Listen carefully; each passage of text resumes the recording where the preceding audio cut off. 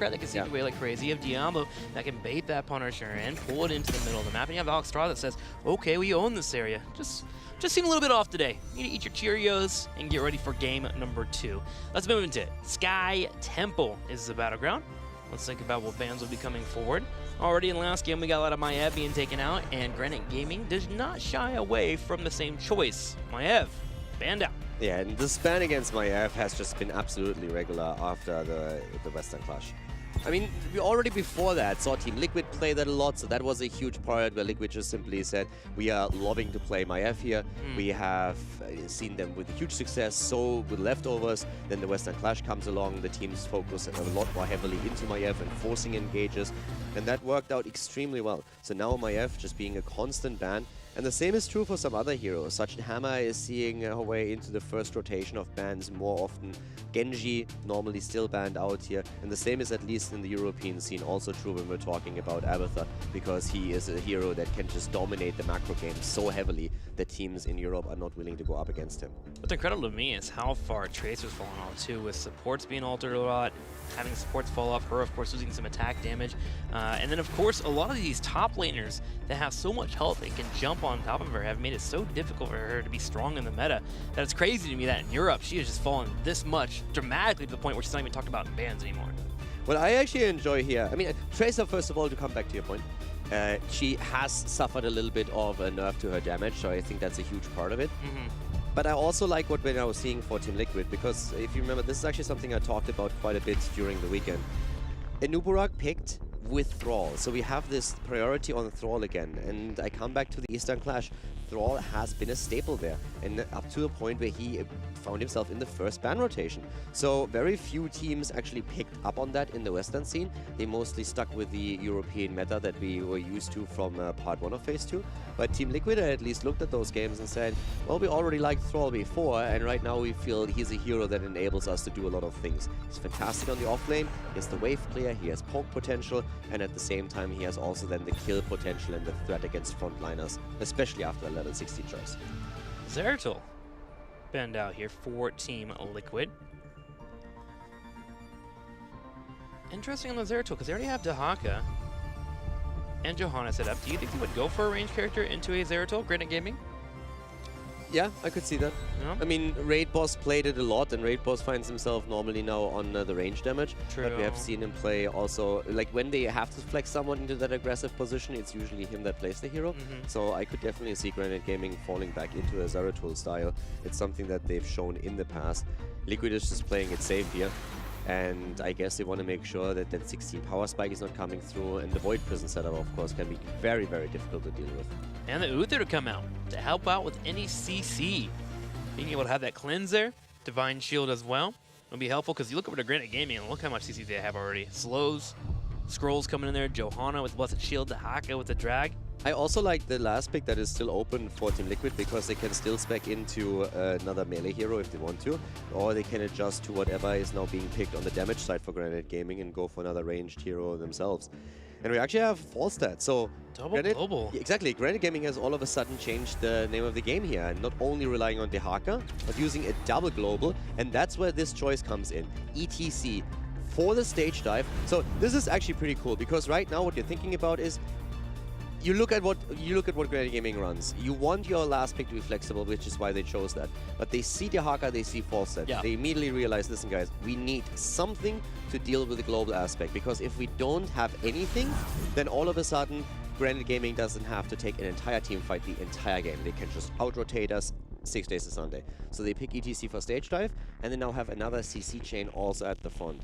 And that also takes some pressure away from Uther, since you have still proc rock on level 1. Once you complete that, he doesn't become a full healer, but he's supplementary. Exactly, he can help out. So he can definitely mitigate some of the weaknesses here. So that's a really great adjustment that we have from Liquid. For me, I like the adjustments for Granit Gaming. With Falstad coming in and leaving as well, they can stop fights from being flooded out the way that Team Liquid wants them to pop in. And Team Liquid wants to fight. They have a new Rekkaku, and they're trying to force these issues, so now you have a Mighty Gust to walk away from it, and Disintegrate as well, just to make sure nobody gets locked down on your team. So if they're able to get advantage in the early game when it comes to temples and open up the battleground, the entire map will be currently in their driver's seat. They can run this map completely how they want to against Team Liquid. Let's go ahead and go into game number 2. as we head straight on in. On the left side, Team Liquid. Nurok playing Uther, Hasselhoff's on Thrall, Athernal on ETC, Arcaner on Hanzo, and Sport Billy playing in Nubarek. And their opponent towards the right side of the map. Currently down one game in the series. We have Granit Gaming with Memecraft on Liming, Darkmorg on Dehaka. Wolfjoy in this case finds himself on Deckard Kane. We see Raid Boss on Falstead, the double global, and Nanda on Johanna. It's all going to be about the rotations here for Granit Gaming. How much value can they get out of the double global? I mean, coming back to your point, I absolutely agree with the sentiment that with the double global, they can try and play around Team Liquid. But I feel that the last pick onto ETC is definitely going to mitigate that threat a little bit. You don't completely shut it down since you're heavily reliant on your heroic ability to make those rotations, but it should at least help them and make sure that they have a good fighting chance here. And it adds additional CC to that setup too. If you get the Nubarok engage and ETC jumps in together with Thrall, there's a lot of CC and a lot of power to lock someone down, especially with the potential arrow follow-up through Hanzo. So that's something that I think Granit Gaming needs to be really scared of and really respect, since they do not have a cleanse. ETC is just one of these heroes that if you can play him to the maximum ability, you have a very versatile hero. You have disengage available too, thanks to your knockback. You have engage available with the power slide. You already mentioned the power of stage dive and what it can bring to a fight depending on how you drop in. So we'll see if Team Liquid can use that effectively. Athernal will be the one that we keep an eye on, especially post level 10. I mean, this entire setup here immediately raises a couple of questions and also gives us a lot of things to talk about, since there are so many adaptations that have to happen now. First of all, we have a little bit of a skirmish going on here over the Siege Giant camp towards the left, and Granit Gaming makes the invade happen with 5 heroes and steals that camp away. Great job on their part. There's one thing that you can exploit against an ETC if he is the top laner. Until he hits level 7, he doesn't really bring you that wave clear, so you can't be punished too heavily if you use a Dehaka Burrow. But that's exactly the point. They are forced to go into that Echo Paddle now on level 7, because if you have ETC on a stage dive side lane, you need to have some wave clear, and that's where Echo Paddle comes into play.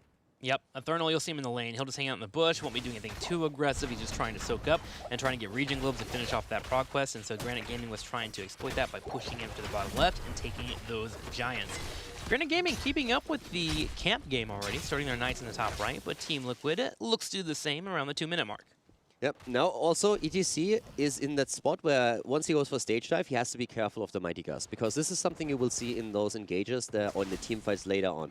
Now, first of all, Mighty Gust gives Raid Boss and Granit Gaming control over the boss to an extent as well.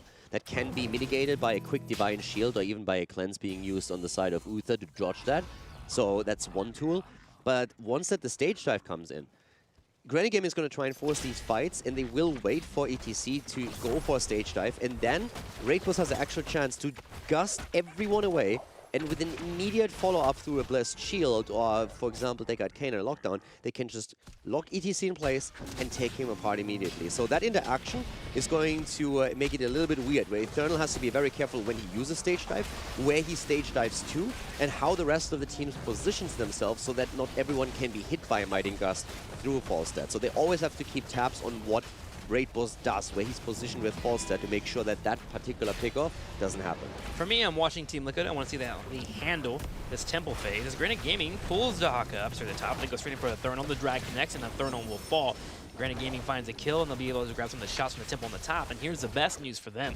They won the night camp tug of war. They have it pushing in the top lane, which means they can make a play for the fort, while Team Liquid, after losing ETC, are just going to focus on taking mid. Yeah, normally you would talk about Thrall at the bot lane being a bit of a problem for Granit Gaming, since this is extra experience for Liquid, but we have, of course, those 2 globals, and that's exactly what we're seeing here. Falstad flies down, there's no experience lost for Granit Gaming. That allows them to take these quick engages with a 5-man at the top lane, and then they can still make sure that they don't lose experience in the rotation. Love that Team Liquid is paying attention to global cooldown zone. The moment Fly was used, they all stepped up and took over the last few shots on the temple on the north side. Just because Falstad couldn't be there in time, they also realized that Dehaka used a Brushstalker, had a few more seconds until it came off cooldown, so they were able to get their own shots. And no one loses a fort in that exchange, so in terms of experience, Team Liquid is hanging in there. 7.5 to 7.5 of Granit Gaming. It's actually a great game so far, because we have a lot of cool rotations happening from both teams, and Granit Gaming is showing a lot more cohesion in the way that they play compared to game number 1. We're only in the early game, granted, but especially when level 10 comes online, this is going to become even more interesting, because because of those interactions with Stage Dive and Mighty Gust, and of course also the potential boss plays. Boss plays will be up in about 20 seconds too. At 5 minutes it spawns. So we'll keep an eye on that throughout the entire match here. Not going to be something you see snuck away unless they find a major advantage, but it is something that is going to be a power play for both of our teams in this match. Yeah, at this part in the game, it's all about objective number 2, and that's also where we're going to talk about heroic abilities. Since normally when Temple number 2 comes online, you want to be on level 10, or you want to be about to hit level 10. Yeah. And so far, we didn't have a team with a massive advantage in the early game.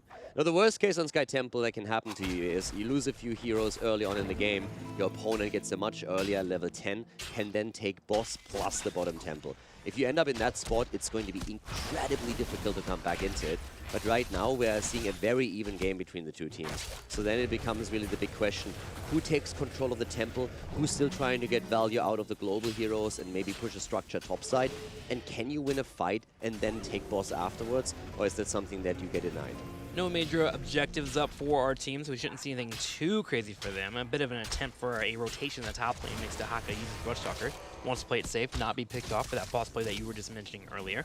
With Temples activating in about 10 seconds, Li Ming already in position to start poking against Hostile, and I'm wondering when Granit Gaming is going to rotate down and attempt to grab that. You're going to see that really soon here. They're just getting some extra experience in the middle.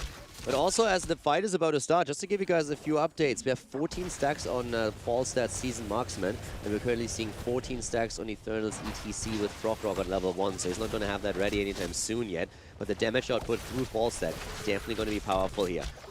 Here's the Sundering, by the way, taking a page out of the Korean meta. I really like it. We've been talking a lot about that Thrall, and Team Liquid is making the adjustment. Gives them also more control over the boss area, and it helps them a bit to lock someone down here. Falstad with the Mighty Gust, and here comes the Stage Dive. Go straight in for Dahaka. Darkmonk is going to be stunned as some damage comes in. Raid Boss rotates over with the fly, and he still has that Mighty Gust. Nanda in the front line having a hard time thanks to that, and Cestal Wrath coming in for Thrall. So Team Liquid, with their commitment, is able to take a few shots and jump on the temple. Yeah, ETC jumping down there, and he could do that because Falstad was still in the middle, so there was no chance for Raid Boss to get Gust value against ETC and isolate him.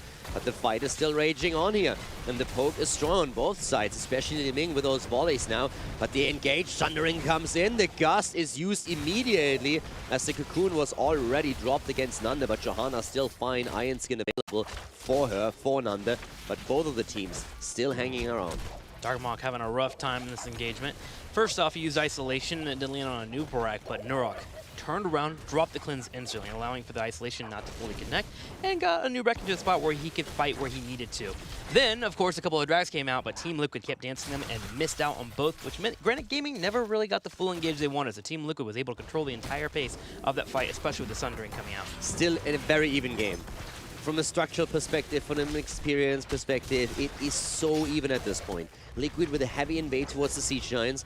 Bit of damage shelled out by Memecraft here, but that's definitely not enough to drop anyone. And both of them are just rotating around, trying to find opportunities to set up for a kill. The problem really is that right now, there's not too much that Granit Gaming is forced into doing. They're still stacking on Falstad, so their damage output is going to rack up. And they have in the late game the two globals available, so they probably feel that this is a really good setup for them.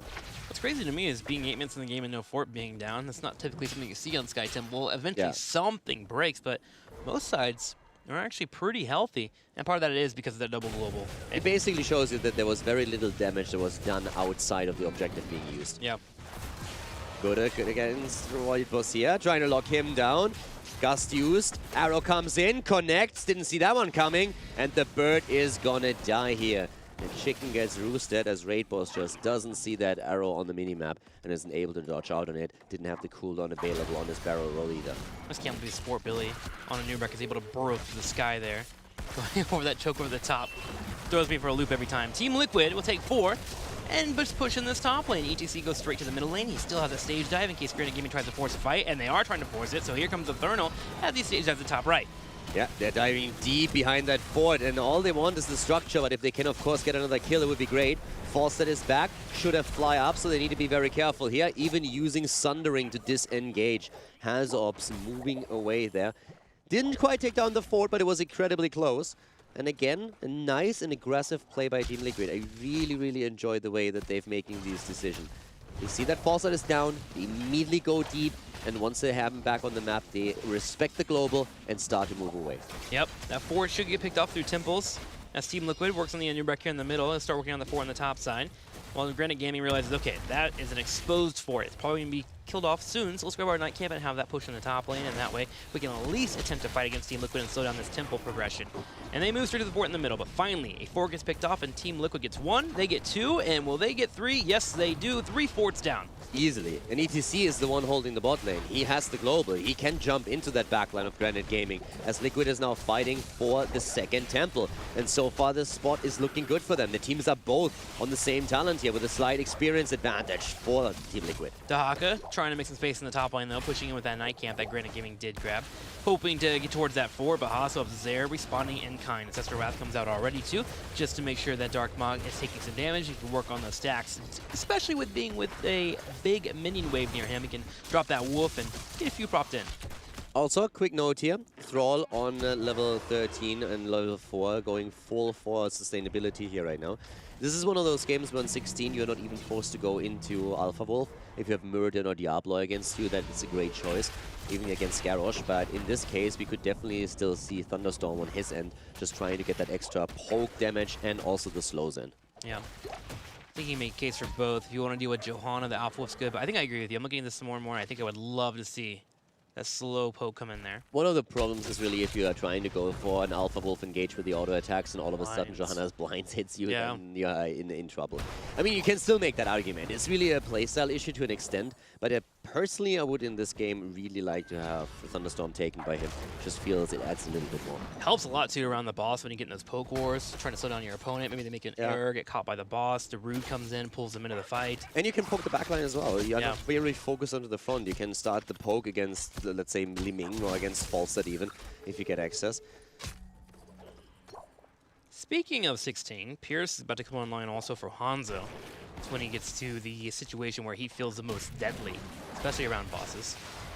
16, big power spike for both of our teams. A giant killer already coming online for Falstad too. I'm looking over to the marksman stacks, 26 right now. Around 35, 40, you feel like you're starting to chunk heavily. I mean, Granit Gaming is definitely behind at this point from a structural perspective, and that's massively important on Sky Temple. This is really the map where the structure damage matters the most outside of Blackheart's Bay, which of course we don't have in the HGC rotation. So this map heavily hinges on your ability to get damage done without the objective so that you get a lead here. It forces your opponent in a very awkward position whenever an objective spawns, since they have to engage into it. And this is what we're going to see now. We have one temple up at the top, and this is one you don't want to give up when you're Granit Gaming. You already don't have forts, and Team Liquid still holds on to 2. I like how Team Liquid is moving here. They want to keep an eye on this watchtower, that way a Thurnal can safely grab that top lane if they're going to go for it. Ooh, a drag connects. Mighty Gus gets used too, though, and there's an arrow. Yeah, and that's the end of Falstad. Disconnect on the side of Granit Gaming. They wanted to go for an isolation play, and it backfires since Mighty Gus gets just used a little bit too late. But maybe they can go for Hazo. No, they can't. Thrall gets the Divine Shield, and ETC jumps in.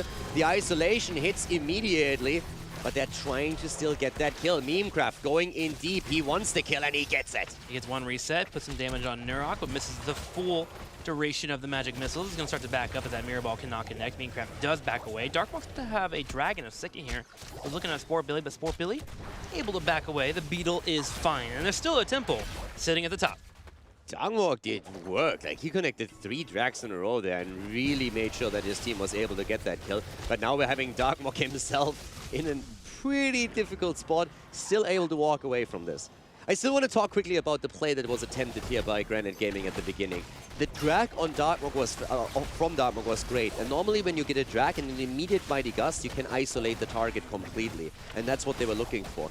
But Falstad was just half a second too late to make the play, and then it gusted Thrall away too, and so to say saved him. But if that happens half a second earlier, Thrall is completely isolated, everyone else is pushed away, there's no chance for a Divine Shield, and Thrall falls. So it looked funny, it looked a little bit silly, but if it actually works out, then you have a guaranteed kill. It's something that Fnatic pulled off together with Wobby back in the day when that squad was still together, the full Swedish team. They did that a lot, and it was absolutely beautiful when it worked out.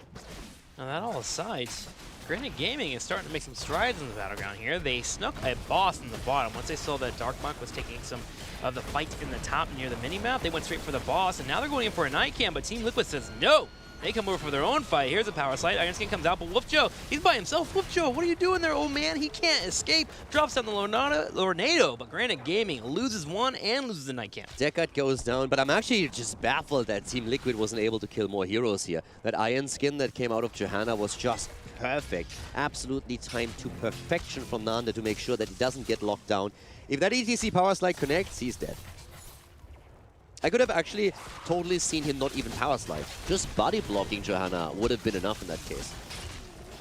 Well, my question is, why did Granit Gaming move for that Night Camp? They had a temple at the top they could have grabbed. They had a boss pushing in the bottom. Only 2 was defending for that boss. I honestly expected them to... I think they expected Team Liquid to rotate towards the boss so that they can get an easy camp, and they wanted to keep up the pressure. That, I think, was the main thought process here. But Liquid was absolutely willing to engage into that fight and let the boss do some damage at the bot lane. Well, Team Liquid has 2 Night Camps, and they're pushing in the top. They are going to take the keep, so catapult pressure in the top lane. They decide against going for an aggressive play into the core, and they'll back up. When you're playing against a Mighty Guest and a Li Ming, you need to play it safe. Yeah, it's... Granit Gaming is still a level behind. I feel like it could even be more ahead. Again, if DTC doesn't power slide, if Eternal doesn't try the power slide against Johanna, I think Johanna dies. Just simply body blocking her would have been enough. And then at some point you're forced into the Iron Skin, and then you can use your stun. So it was a bit trigger happy, but they still got the kill against Deckard Cain, so that made it absolutely worth it for them. And the general decision from Team Liquid was also a good one. We're really nitpicking here, talking a bit about perfection at this point. Liquid is running a pretty tight ship in those 2 games, and Granit Gaming now, I mean, they need to find another kill, honestly, if they want to come back into this, because they already lost the keep. And Liquid still has all their walls intact, so the next 2 temples are going to do massive damage on the Granit Gaming side. Yeah, Granit Gaming is going to need to rock the boat. There'll be a boss in about 2 minutes here. So for now, they don't have to worry too much about that top lane. But with you having a double global, with catapults pushing in and ETC being a threat, you're going to have to put 1 character on babysit duty and make sure that catapult pressure doesn't get anywhere near you. I mean, they need experience now, right? Liquid is half a level away from 20. You know that there's going to be a double temple on the map. You have a 2-minute timer on the boss, so you need to get those Storm Talons as quickly as you can. Now there's only 25 seconds left in order to make that happen, and 2 of the lanes are already pushed out. Look at ETC here. They're not pushing the lanes out. They are not trying... They're making sure that this is actually beautiful. It's just a subtle thing. But they're not clearing the wave, because they're saying, if we clear those waves out, if we clear the lanes and push them out, Granit Gaming can pick up that experience on their side of the map without having to expose themselves. So we're just going to sit there and not do anything. We're just going to watch the lanes, and if they move out, we can attack them, but we get 20 first. So it's actually a really cool move by Liquid to slow that down, since they now have level 20 just as the objective is up. Granit Gaming being wary of Team Liquid. Remember, they have that Dragon's Arrow. They can force a fight at any point when they want to. Also with the Sun Ring, can make sure to lock a target into the side. Looking at level 20, you got Bolt for Thrall coming in. Also Redemption picked up for Uther, so he can be aggressive too. And both temples go over to Team Liquid, and they're shelling on the keep in the middle. Granit Gaming still looking for that 20 themselves with Falstad soaking in the bottom lane. Yeah, Thrall also is in the spot where he needs to be careful. Doesn't have to use Sundering just here to move out. But now we have the second keep 4. That was an important one. Falstad is still pushing out the bot lane. Liquid is trying to make a decision. Do we try and go for Falstad, or are we trying to go straight for that temple? And they're making the play. Here comes the stun, and this is going to be a dead bird. Wow. Epic Mount was actually picked up for Falstad as well, so he could get away from that fight. But the perfect chain CC coming in from Team Liquid. Dragon's Arrow into a Sundering, locks him down, and he gets blown up. And Liquid just played... This is one of those situations where a lot of people look at it and say, like, oh my god, what the hell did Raid Boss just do? Yeah. Like, he's inting. But it's actually not even that. It's Liquid. I mean, Liquid sees the talents. They know exactly what is Falstad doing. They see him in the bot lane and saying, guys, let's rotate in. What is Falstad going to try and do? He's going to try and fly away. That's the whole reason why he's in the game in the first place. You push the lane, and when danger rotates towards you, you move out. But Liquid knew that to perfection, and they have so many interrupts that they timed that perfectly. They didn't give Falstad a chance to move away. There was a very, very clean play on their part, and Falstad just had no chances. So Liquid was a great setup, and now they're reaping the rewards. They go for boss, and Granit is desperately trying to contest it. It's going to be a 4v5. If they can find one reset, Memecraft may have a chance here to actually take this team fight. Darkmont going in for the drag, holding what he can, works in those auto attacks. Nande at the same time, dropping out the busted shields, but a Thermal in the backline has done enough. Dahaka gets picked off with Arcane here, just shelling away on scatter arrows. There's going to be the boss pickup, and Nande will be the next to be taken out. Hail Mary move from Granit Gaming. They have to go for it, and they knew that they had one arrow in their quiver, and that was the Lornado. And the Lornado is dodge. Liquid knows, of course, what are the tools that Granit Gaming has. Gust, but the bird is down, and the Lornado. As long as we play around that, we're totally fine here. Now they are on the way with the boss towards the keep, towards the core, and we are looking at a 5 versus 3 even. Liquid is playing a great game here, and they are about to take the second win in the series. Gust has already been used. There's no way Granit Gaming can hold this. It would be an absolute miracle. Hasselhoff steps up. Raid Boss puts some damage on him, but with the boss and 4 members already hitting it, Team Liquid is playing for the victory. Raid Boss also winds up getting taken out, and the core begins to be taken out. 10% more, down to 30, down to 20, down to 0, and there we go. Granit Gaming loses out as Team Liquid goes up